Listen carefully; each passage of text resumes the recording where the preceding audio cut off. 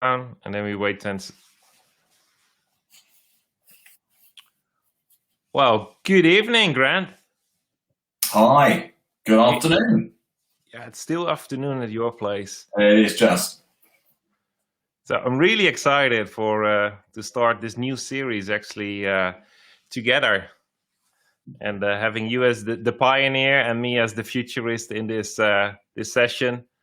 I'm really looking forward also to engage with the people that see us through our live streams at Facebook.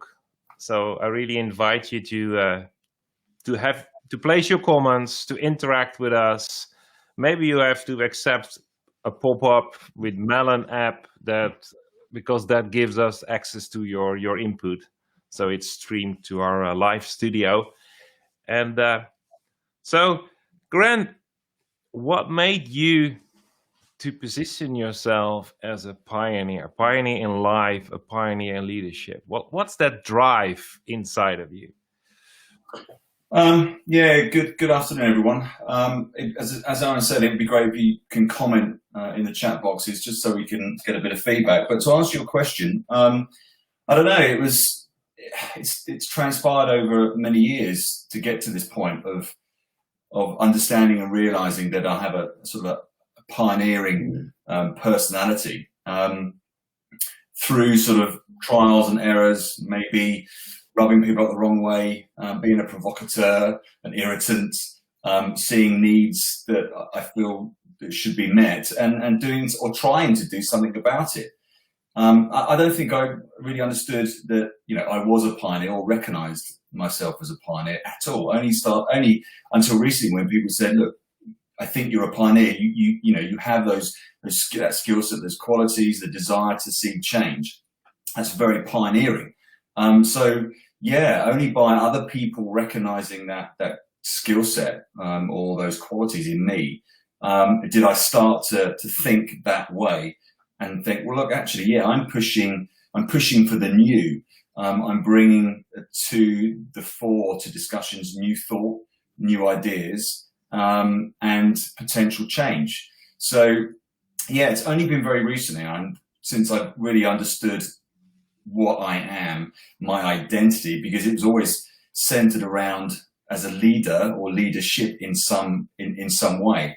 But yeah, putting a name to it has really helped because it's starting to help me focus a lot more and channel my energies into the new and into starting something new. Yeah, well, I definitely resonate with that.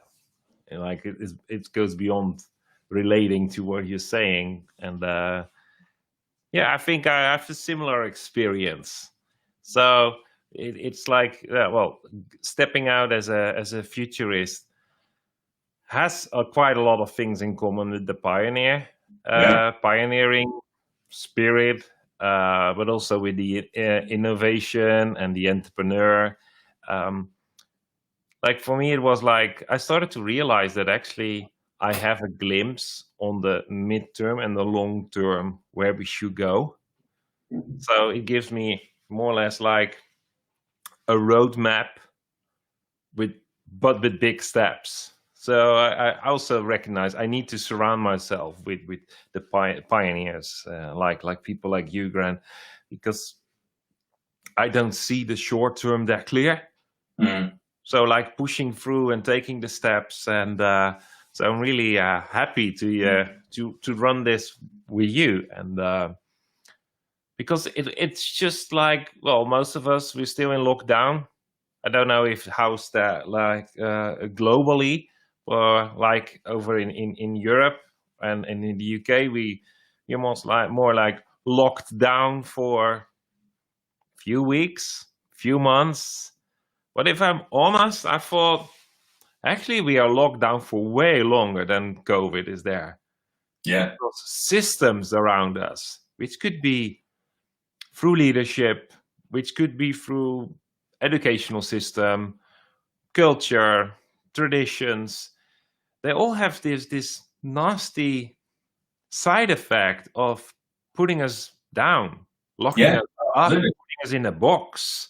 Yeah. So what are your thoughts about like how important it is to actually start pioneering?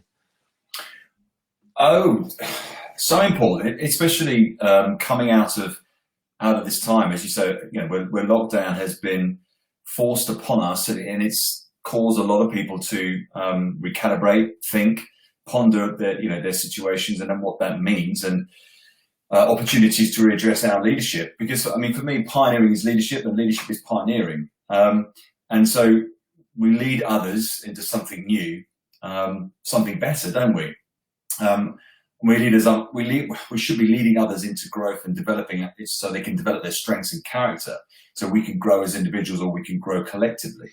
And I think now pioneering, or not necessarily using the word pioneering, but trailblazer or pathfinder to see change is going to be is going to be needed as, I suppose, as business and commerce changes, and the way we do business. We'll be looking for new streams, new ways of doing that.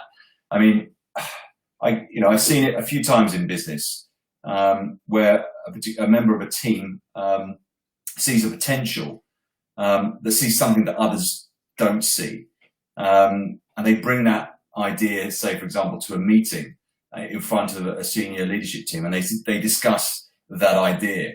The senior leadership team go away, they think about it, they discuss it amongst themselves, and they come back with a negative rather than, look, we're going to embrace your idea because actually that idea is going to bring change and progression, and we want to support you. I think business leaders recently, or up until recently, there's been an element of fear around others that have come to them with ideas for change and for to bring efficiency, say, or to generate growth or additional revenue.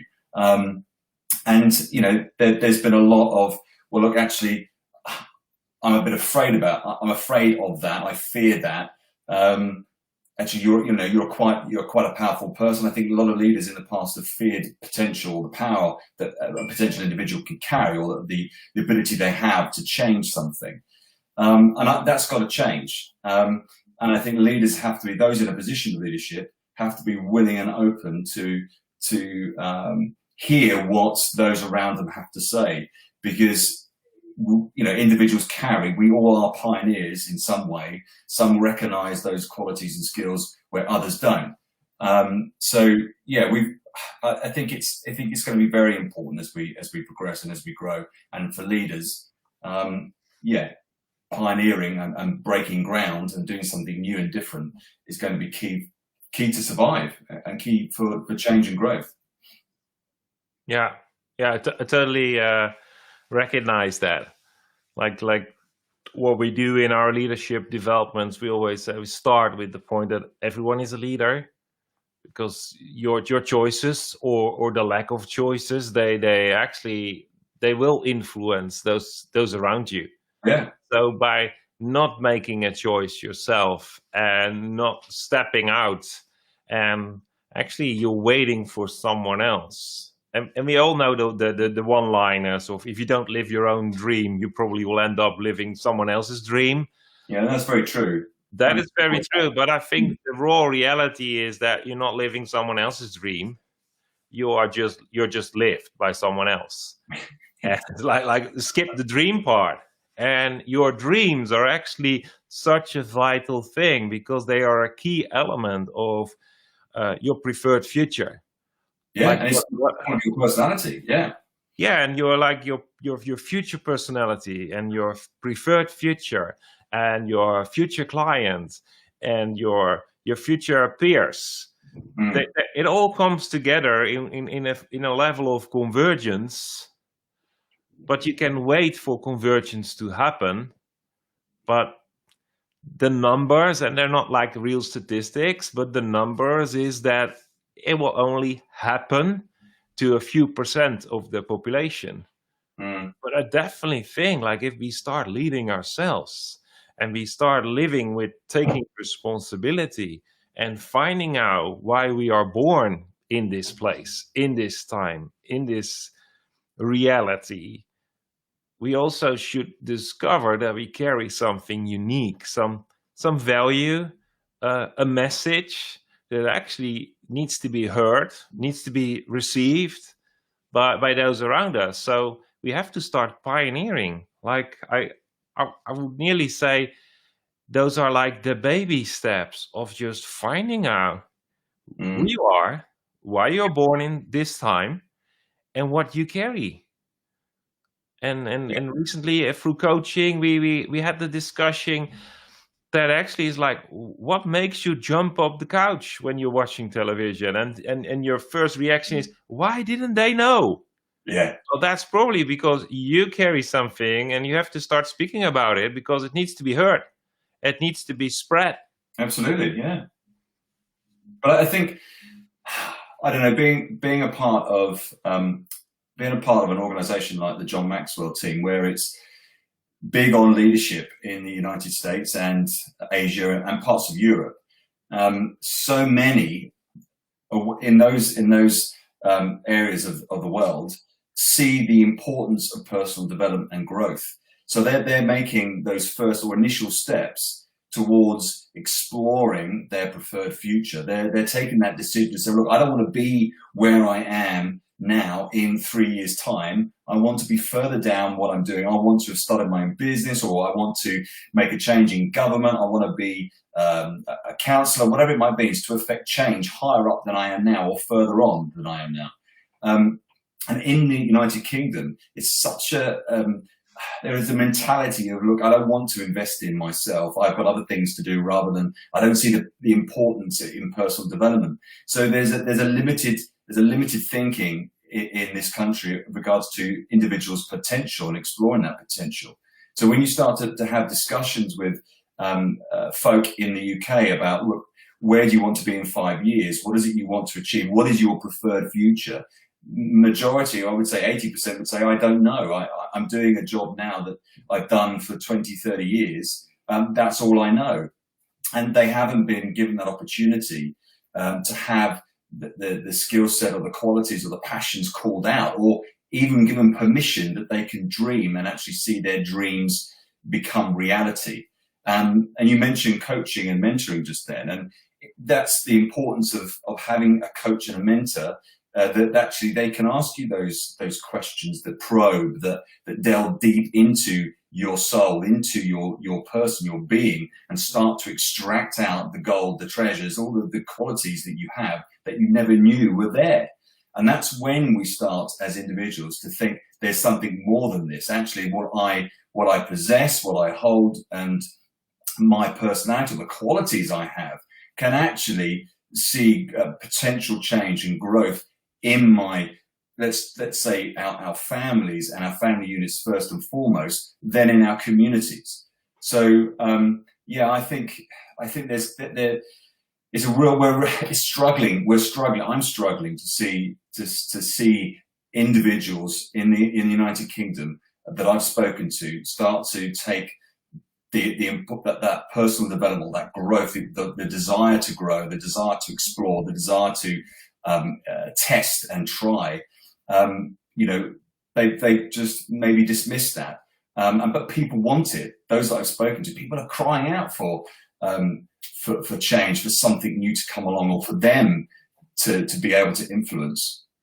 Yeah, I always compare it to, and I know that I just violate all the business school rules when I give this example, but actually, like, I always compare mentoring with that stage where you have primary school kids, so age 0 to 13. That's where you do the mentoring. You just really model it, you live it as an example. But then when you don't do that, or when you keep on doing that in the teenage years, you will create yourself horrible teenagers. So if you don't flip to becoming a coach to run alongside your teenagers, which actually means you start to support them what they want to do, because they have to start carrying responsibility. Then they can flourish. But we all can imagine what happens when a teenager grows up without parents. That's not an ideal situation. And I think in most of the people, we have multiple stages in life, and it takes a lifetime to go through the stages. So we can't say, oh, you have to live with a future mindset and live from the future just from the start. Now that really is connected to your journey. Life gives you time to develop you in a certain way, and there are no shortcuts to a process in this one. But most people, they have gone beyond, I just need to be protected for the future and the world. Most people got stuck in fitting in the world. Yeah. And then you need someone alongside you, not someone that has gone the road that you are going. Now you are the pioneer. You have to pioneer your own development. You have to create your own future perspective, backcast from that who you want to become, who you want to work with, who you want to live with. But you need a coach. I think it's the only good example of a sport coach. In general, I don't like the sport coach example because I don't think they are coaching. They are more like demanding. But that coach that is outside the field, most successful coaches in sports were not on the top level professionals, athletes before they get into coaching. So Yeah. it's not about them knowing it. It's actually just about them seeing it from the side with a different perspective, with some life wisdom to just trigger, push you, hold you back, accelerate you, support you, and in a way, just give this inspiration to fuel your motivation. And I think it is it is definitely not a bad place, but we have to start understanding that personal development is connected to loving yourself. Personal development is not for those with problems that has a note from the doctor to start talking with the psychiatrist. No, it is for those who actually understand that they have talents but lack the competence yet. So they just need someone that believes in them, that maybe has for the moment a bigger belief than they have, and then just walk alongside them. Yeah. But I think a good coach always wants to get the pioneer alive inside the person that he or she is coaching. Yeah, I totally agree. I think it often does. I mean, it did with me. It takes others to recognize that quality or that skill set in you and start to tease it out by asking questions, by giving you opportunities to try out and test, your particular skill set. And give you those opportunities. It needs others to come alongside, like whether it's a coach or a mentor, whether it's, it could be a boss or I don't know, someone along those lines that, sees the quality in you. So we need leaders now that are bold and courageous, but who also raise up and acknowledge the strengths of others around them and empower them. And it is about empowerment for, empowering others so they can pursue their dreams or, to feel they have permission to do that and realizing their potential. I think it's only by you, me, and others that do this that can see the qualities and see the strength in others, and actually say, "Have you thought about this? Have you thought about that? I see this is as you, and you as this particular personality or a type of learner," and start to work with them to see that come out. Because you're right, there's a lot of people that are not lacking just competence, but confidence. In actually believing in what they can do and achieve what they set out to, and the dream part is important. Yeah, well, you just make me think of something that I catched up when speaking to an international coach, probably last week. It was not this week. It was like speak so many people, feel like I'm living online half my life now. But he said like it's all about giving people clarity as step one, and then helping them to develop the confidence to actually stand in front of any size group with that clarity to actually talk about it. Yeah. And so it's not about the manager role. Like, I really want to make clear, like, leadership is a competence. It's not something you're just born with. No, it's something you have to develop through your life. And I think it's for everyone to develop leadership. If you are a parent, you have developed leadership. That's right. That's actually the main skill that you use for raising up kids.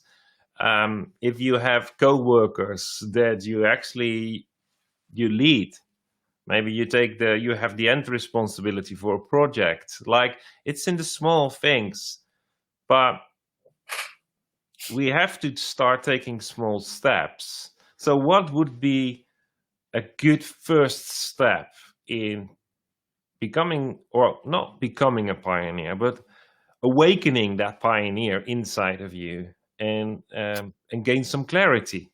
Because I think, if I look to myself, I need to get some clarity about how to actually unlock myself. Like it's about freedom, but now I feel really, and I'm not talking about just like the big subjects like democracy being violated and all the emergency laws. Now it's even in the small things. How do I make the first baby steps in actually getting clarity? Well, yeah, that one. Let's assume that the individual has come to that place of realization that actually, yeah, I want to start to change. I want to learn. I want to develop. I don't know how to. Well, I can only attest to sort of my progression over the last 9 years, and the initial steps that I took, or the first step I took, was to find someone I trusted, who I knew was a leader, a competent leader, to go up and be vulnerable with, and say, look, I feel there is so much more in me. There's so much potential in me, but I don't know how to unlock it. Will you help me? So that was my first step, and to find someone that would take me on, and I suppose coach me through the first year of exploring my potential. And as that developed, they were able to ask me questions that probed, that teased things out of me, that got me thinking about, actually, they say that I'm this type of person, or I have this personality, I have these strengths. There was never anything negative said about me. There was never anything projected to me. It was always positive, and it was always uplifting. And so that started the internal wrestle of, okay, someone has said that I am this, so I want to find out more about that type of personality, or that style of learning. And so as I did that, I started to read more. I started to ask questions about, okay, what books should I read? What things or articles should I look at? And who should I listen to? So that, podcasts were a big thing. A lot of leadership podcasts I started to listen to. And then I had that appetite to want to know more and connect with more people. So I developed, I suppose, a boldness to approach other people, other leaders, and put myself in front of them. So I had to put myself out of my comfort zone, call people, email people, walk up to someone at a network event and say, look, I understand you do this. I want to know how you do it, because I want that for myself as well. And I had to make a decision. And it didn't come natural to me. I didn't find it very easy to do that. But because I knew that there was so much more in me, and someone had taken that time to start to ask me questions that stirred answers, stirred more in me that I wanted to find out, what I had here, what I possessed, then yeah, I started to really be bold and courageous in that. So I started to build my network, and I started to put myself in front of people. I wanted to learn more from people. I would go to events and conferences that were remotely connected with my interest or my passions. And so I started to hear different things. Language was used, different speech, terminologies, and all this started to melt and come together as one. And I started to be able to focus. There were so many things going on at the time, so many different things pulling me in different directions. But with the help of an individual or a group of trusted friends, mentors I could go to and sit and listen with and talk to and ask questions, I was able to start to focus and hone down into a certain area of leadership or a certain area of potential, of pioneering. But it came through personal grief, it came through suffering, it came through pain, it came through character assassination and levels of integrity that I had to develop and build and grow and see reborn again. But that was part of that journey. So yeah, I would say if anyone is starting out, they recognize that quality in them, or that type of individual personality that actually, yeah, I want to see change down the road. I want to see change in my community. There was a felt need there that I need to be a part of and to answer. But how do I do that? I would go and see someone that you trust, that has that capacity as a leader, that's done it or is doing it, and say, right, what do I do? What did you do? And how can I start? Yeah. I definitely. I think a few things that you mentioned that really resonate with me, and it is something actually that I've been pioneering over the last year and a half, is that actually there is a process you can stir inside of you, and to what I call find your voice. So by just starting to speak about what you think that is like part of your message, part of your value, part of who you are, by just starting to verbalize it, like external process it. Well, I've noticed that if you hear yourself speak, you really got deeper understanding of what you carry. And we all know like the famous reference of like faith comes by hearing. But it is actually how it works. Like you can have hope, you can have dreams, you can see things. You can even you will believe what you see. Like seeing is believing. Yep. But if you don't start speaking, so it's the connection between your eyes and your mouth and your ears that actually develops faith.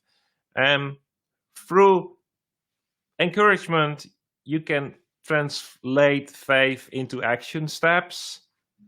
Like in psychology, they just call that self-discipline. Mm-hmm. So it's self-discipline has nothing to do with routines. It just has to do with the ability. And an ability is what you develop to translate actually what you have faith for into a strategy with action steps. But I've noticed one very important thing, and that's actually that you have to find a safe place. Absolutely. You have to find a safe place to do the verbalization of what's on the inside for multiple reasons. Maybe the most important reason is you will disagree within 24 hours everything you've said because it triggers the next step in development. So in 48 hours, you will have a different story. So you need to be surrounded by people that encourage you, that are not confused by what you're changing story or offended. So that means you cannot do this personal development step. And I'm really saying it's not just an option in life. Just look around at how many people are on the edge of a burnout, which means they are not getting much satisfaction and that it doesn't make them happy to keep doing what they're good at. And there are so many people that miss the invitation in life and say that they are in crisis.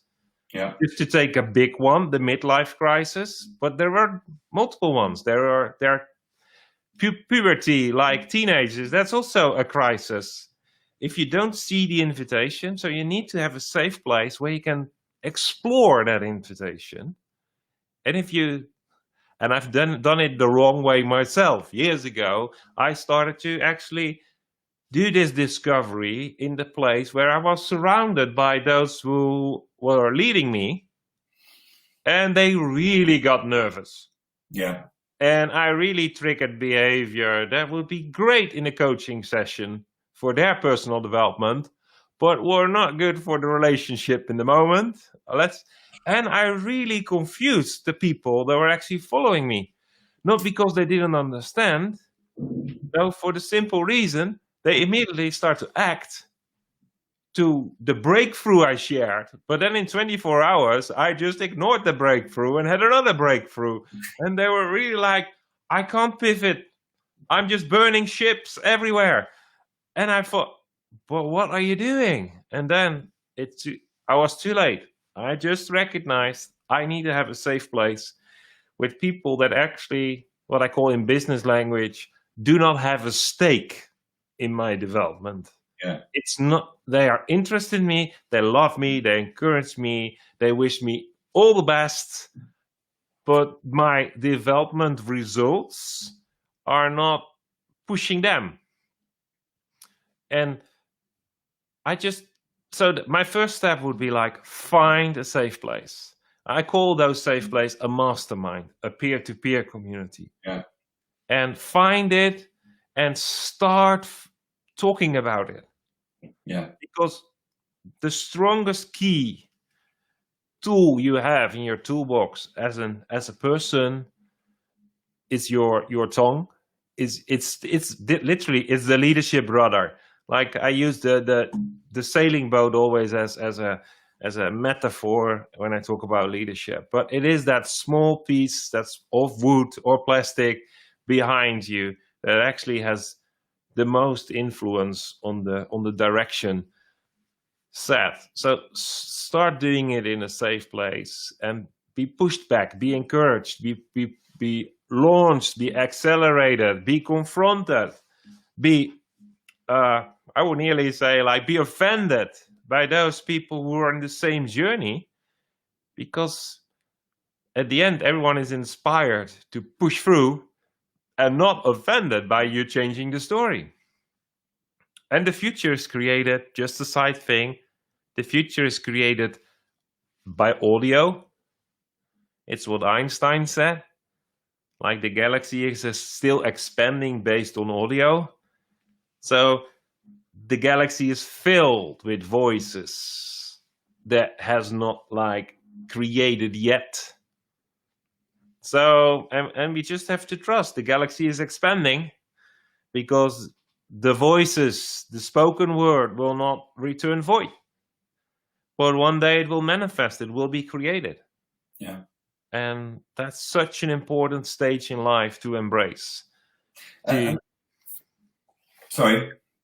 Well, it's really important that you embrace that it's not, don't live with, you don't have to satisfy with this is it. That's not true. I agree. So this is it. It's amazing. It is full of potential, but there's always more. But the more comes out of you developing your voice and making sure that that small flame of intrinsic motivation is fueled. So get your peers around you to fuel that little flame, to keep you on fire for what you believe in. Yeah, and I would add to that don't be afraid of making mistakes, and don't be afraid of changing or moving the goalposts if you believe it's for the best, because inevitably those around it that you've shared a vision or a dream or a just cause with may not appreciate, may not understand, may not see the outcome or see further down, and will try and limit you or put their belief system on you. But also, if they see you moving the goalposts and changing, they will try, without going out of their way subconsciously, to discredit you or to try and put you off, to say, actually, no, you're going in the wrong direction, you're doing too much at once. But I think those that are pioneering will always see that actually, okay, we'll start out going down this particular path, and actually it looks slightly different, let's change it because I can see the potential. And you try and lead others that way. But obviously, inevitably, people need to be with you. People need to share that and understand that. But I would say, don't be afraid to change things. Don't be afraid to adapt, and don't be afraid to come up with a slightly different vision from the one you originally shared with. But you're right. Get in a safe place. Be around people that believe in you, that champion you, and that will support you, that have that same and similar gifting or skill set as a pioneer, that are pioneering. But yeah, don't be afraid to make mistakes. I've made monumental ones, but I wouldn't be here now believing in what I'm doing and pushing forward if I hadn't made those monumental mistakes, if I hadn't screwed up, or if I hadn't gone down the wrong path and suddenly found a dead end thinking, what was that about? Reversing the way back up and rediscovering what point I went off, and then going again and going in a different direction. It's all about, I mean, when those pioneers discovered new worlds and new countries, they came across adversity, they came across challenges, they were shipwrecked. All these things happened, and all these things were thrown at them, but they believed that they were going to somewhere different. Discovering the world was round. They had to travel. They had to, they had to persevere. They had to push on with their beliefs to prove to everyone that the world was round. So, we're going to when we have big dreams, inevitably we're going to come up against big opposition. But it's keeping to your belief system. Keep going in the direction that you believe is paramount to seeing this come to fruition, or whatever this is, this machine or vehicle it is that you're moving, and believe in what you're doing, and be resolute as well in what you're doing, and stand firm in what you're doing, and do not be swayed by others if you believe where you're going is right.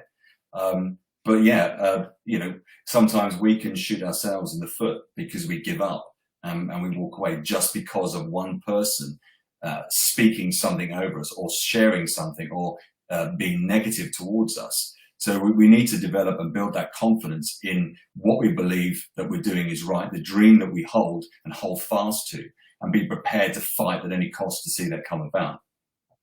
Yeah, agree. So I just found out that our pioneering efforts to use like the modern techniques, like going beyond Zoom, did not work out totally. So I see some comments in the Facebook groups. I definitely will check them, and Grant will do as well, and get interaction with, like, the technology has promised us that they will pop up in our studio, which they didn't. So we are in the learning curve here as well.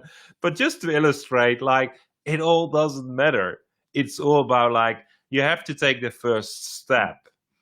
And some say, well, if you want to walk on water, it starts by just stepping on the water.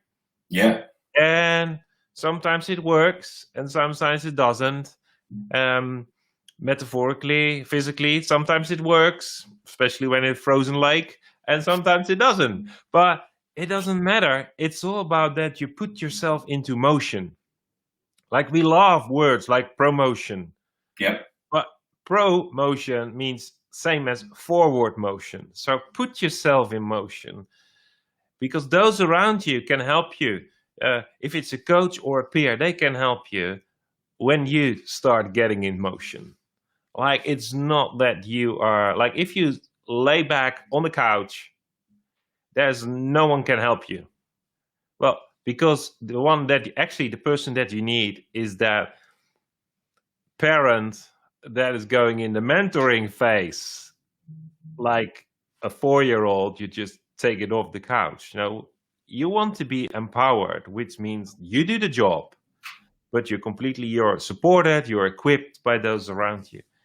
And that's also like our aim with this series of the Pioneer and the Futurist. And so, Grant, just to bring it to a close, I want to thank you. No, thank you, mate. It's been great.